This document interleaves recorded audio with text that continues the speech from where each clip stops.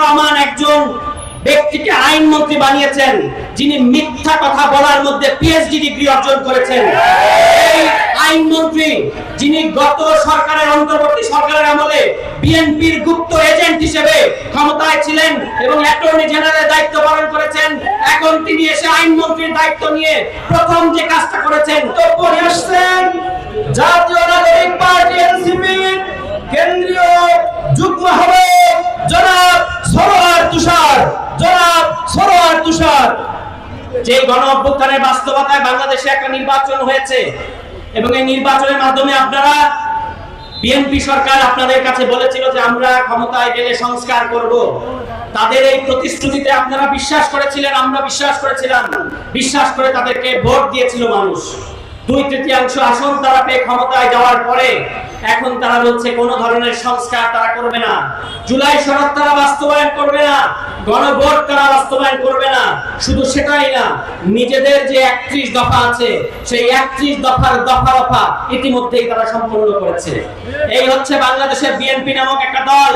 বাংলাদেশের জনগণ ঐতিহাসিকভাবে বারবার তাদেরকে সুযোগ দিয়েছে, রক্ত দিয়ে তাদেরকে ক্ষমতায় বসিয়েছে, কিন্তু তারা ক্ষমতায় যাওয়ার পরে বারবার বাংলাদেশের জনগণের সাথে প্রতারণা করেছে।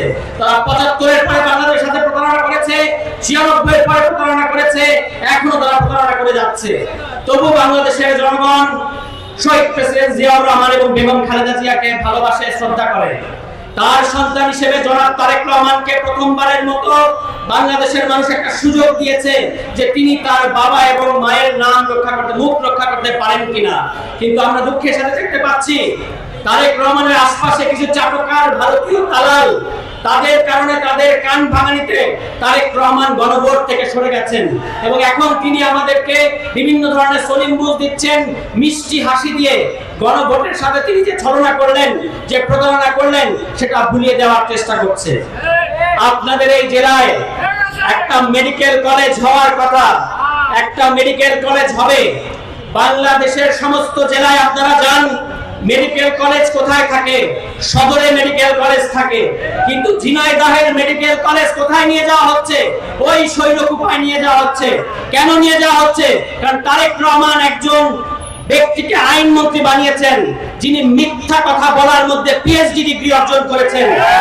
এই আইনমন্ত্রী যিনি গত সরকারের অন্তর্বর্তী সরকারের আমলে বিএনপির গুপ্ত এজেন্ট হিসেবে ক্ষমতায় ছিলেন এবং অ্যাটর্নি জেনারেলের দায়িত্ব পালন করেছেন, এখন তিনি এসে আইনমন্ত্রীর দায়িত্ব নিয়ে প্রথম যে কাজটা করেছেন, সংবিধান সংস্কার পরিষদকে নষ্ট করে দিয়েছেন, জুলাই সনদকে নষ্ট করে দিয়েছেন। যত গুরুত্বপূর্ণ অধ্যাদেশ আছে, মানবাধিকার, গুম, বিচার বিভাগের সমস্ত অধ্যাদেশ তিনি বাতিল করে দিয়েছেন। তার নির্দেশে আমাদের নেতাকর্মীর উপরে ঝিনাইদহে হামলা হয়েছে, আমাদের এক তরুণ নেতাকে জেল খাটতে হয়েছে।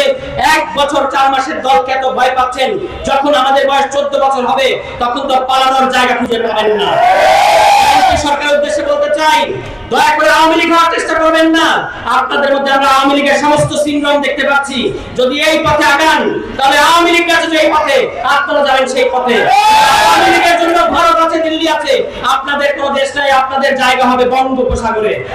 বঙ্গোপসাগরে জায়গা নিতে না চান, এই মাটিতে থাকতে চান, তাহলে জুলাই সনদ বাস্তবায়ন করেন, গণভোট বাস্তবায়ন করেন, সমস্ত গুরুত্বপূর্ণ গণতান্ত্রিক সংস্কার যেগুলোর পক্ষে বাংলাদেশের মানুষ রায় দিয়েছে সেগুলোকে বাস্তবায়ন করতে হবে।